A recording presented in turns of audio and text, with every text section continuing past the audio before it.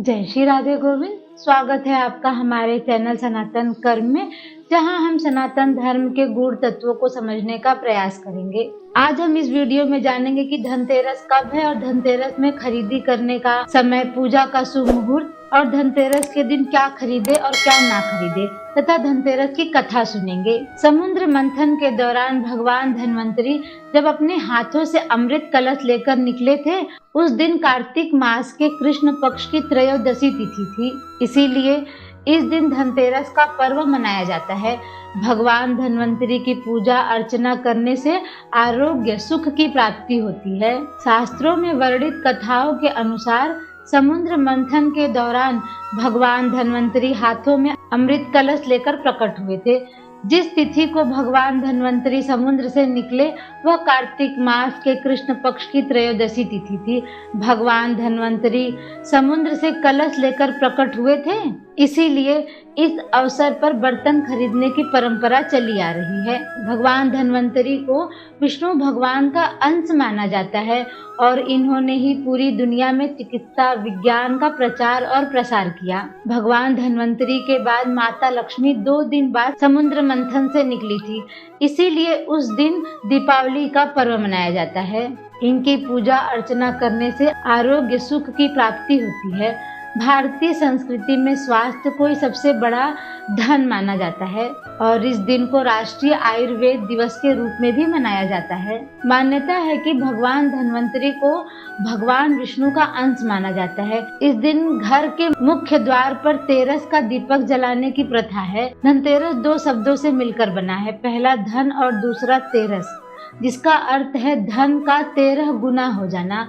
भगवान धन्वंतरी के प्रकट होने के कारण इस दिन को वैद्य समाज धन्वंतरी जयंती के रूप में मनाते हैं। इस बार धनतेरस की डेट को लेकर लोगों में बहुत कंफ्यूजन है। आइए जानते हैं कि इस बार धनतेरस कब मनाया जाएगा, साथ ही इस दिन क्या क्या खरीदना शुभ होगा।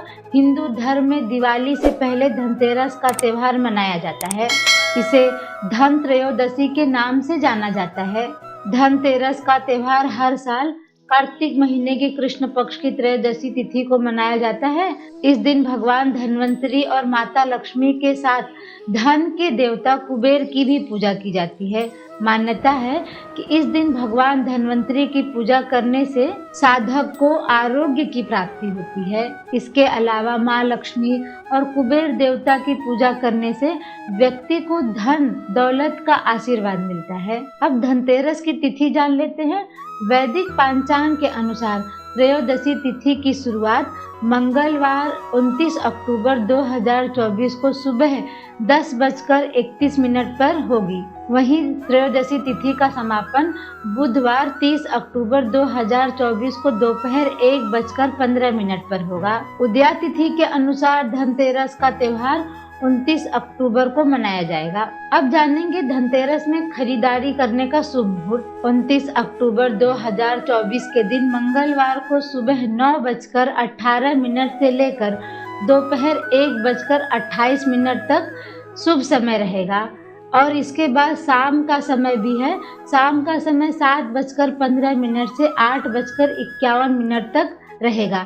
इस समय आपको जो भी खरीदारी करनी है इसी शुभ मुहूर्त पर आप कर सकते हैं। धनतेरस का पूजा का शुभ मुहूर्त। हिंदू पंचांग के अनुसार धनतेरस पूजा के लिए शुभ मुहूर्त की शुरुआत मंगलवार 29 अक्टूबर शाम 6:31 से लेकर 8:13 तक रहेगा। इस बार धनतेरस की पूजा के लिए कुल 1 घंटा 41 मिनट का समय मिलेगा। अब जानेंगे धनतेरस पर क्या खरीदे जो शुभ फल देता है। धनतेरस के दिन कुछ चीजों का खरीदना बहुत ही शुभ माना जाता है।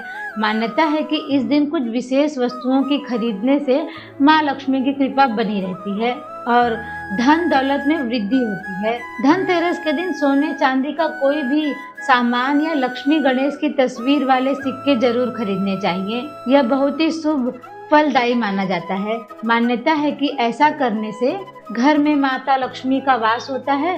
सोने चांदी के अलावा इस दिन पीतल से बनी धातु की चीजें खरीदना भी बेहद शुभ माना जाता है।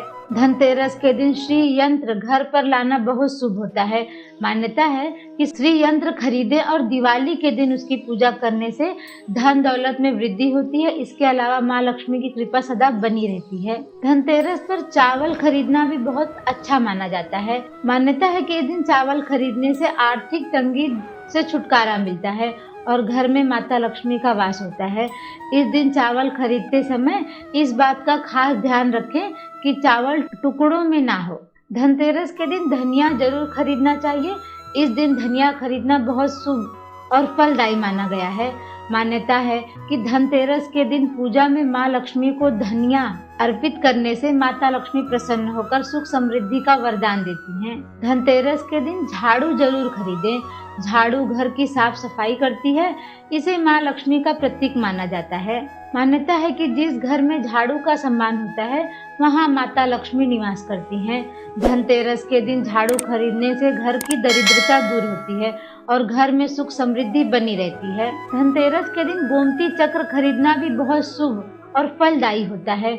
यह गुजरात की गोमती नदी में पाया जाने वाला प्राकृतिक रूप से बना घोंघे के आकार का होता है। इसे नाग चक्र या शिला चक्र के भी नाम से जाना जाता है। मान्यता है कि इस दिन गोमती चक्र घर में लाने से धन दौलत में वृद्धि होती है और आर्थिक स्थिति में सुधार आता है। धनतेरस के दिन खरीदी गई गाड़ी की पूजा अवश्य करवानी चाहिए। वाहन की पूजा किसी मंदिर में पुजारी या फिर घर में स्त्री से कराएं। धनतेरस पर जो लोग वाहन खरीदने जा रहे हैं वह उस पर मौली और एक पीला कपड़ा अर्पित करें। बाद में इसे किसी ब्राह्मण को दान कर दें। पीला रंग बृहस्पति से संबंध रखता है और इससे सौभाग्य आता है। वाहन खरीदने के बाद पूजा करते समय उस पर स्वास्तिक का चिन्ह अवश्य बनाएं और नारियल फोड़ने के बाद ही उसे चलाएं। धनतेरस पर खरीदारी का विशेष महत्व है, लेकिन कुछ वस्तुएं ऐसी भी हैं जिन्हें खरीदने से बचना चाहिए क्योंकि इनका खरीदारी करना अशुभ प्रभाव माना जाता है। यहाँ कुछ वस्तुएं दी गई हैं जिन्हें धनतेरस के दिन नहीं खरीदना चाहिए। ऐसा माना जाता है कि लोहे या स्टील का सामान खरीदने से घर में नकारात्मक ऊर्जा आती है, इसीलिए धनतेरस पर इन्हें खरीदने से बचना चाहिए। इसके बजाय चांदी या पीतल के बर्तन खरीदना शुभ माना जाता है। कांच टूटने वाली वस्तु होती है, इसीलिए इसे धनतेरस पर नहीं खरीदना चाहिए।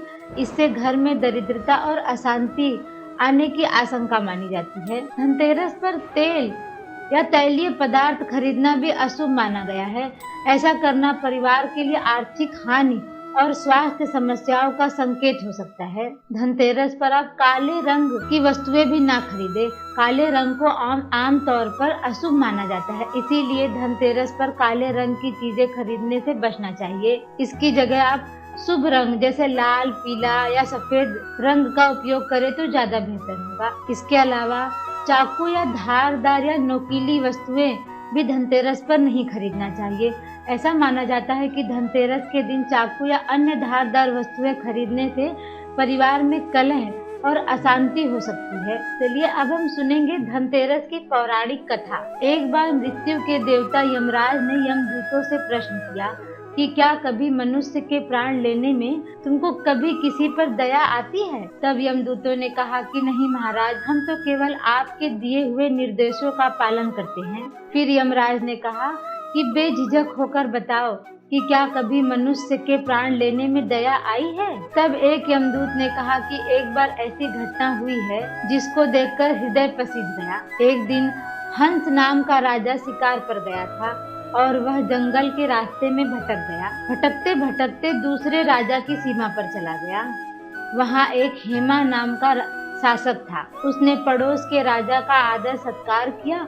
उसी दिन राजा की पत्नी ने एक पुत्र को जन्म दिया। ज्योतिषियों ने ग्रह नक्षत्र के आधार पर बताया इस बालक की विवाह के 4 दिन बाद ही इसकी मृत्यु हो जाएगी। तब राजा ने आदेश दिया कि इस बालक को यमुना तट पर एक गुफा में ब्रह्मचारी के रूप में रखा जाए और स्त्रियों की परछाई भी वहां तक नहीं पहुंचनी चाहिए। लेकिन विधि के विधान को कुछ और ही मंजूर था। संयोगवश राजा हंस की पुत्री यमुना तट पर चली गई और वहां राजा के पुत्र को देखा। दोनों ने गंधर्व विवाह कर लिया। विवाह के 4 दिन बाद ही राजा के पुत्र की मृत्यु हो गई। तब यमदूत ने कहा कि उस नवविवाहिता का करुणा विलाप सुनकर हृदय पसीज गया। सारी बातें सुनकर यमराज ने कहा कि क्या करें, यह तो विधि का विधान है और मर्यादा में रहते हुए यह काम करना पड़ेगा। तब यमराज ने इसका एक उपाय बताया। यमदूतों ने पूछा कि ऐसा कोई उपाय है जिससे अकाल मृत्यु से बचा जा सके? तब यमराज ने कहा कि धनतेरस के दिन विधि विधान के साथ पूजा अर्चना और दीपदान करने से अकाल मृत्यु नहीं होती। इस घटना की वजह से धनतेरस के दिन भगवान धन्वंतरी और माता लक्ष्मी की पूजा की जाती है और दीपदान किया जाता है और इसी दिन से यम के निमित्त भी दीपक जलाया जाता है। जय श्री राधे गोविंद। अपना प्रश्न हमें कमेंट में जरूर बताएं और अगर आपको ये वीडियो पसंद आई हो तो लाइक और सब्सक्राइब करना ना भूलें। इस ज्ञान और भक्ति को और लोगों तक पहुंचाने के लिए इस वीडियो को ज़्यादा से ज़्यादा शेयर करें, अपनी आध्यात्मिक यात्रा शुरू करें। मिलते हैं अगले वीडियो में। धन्यवाद।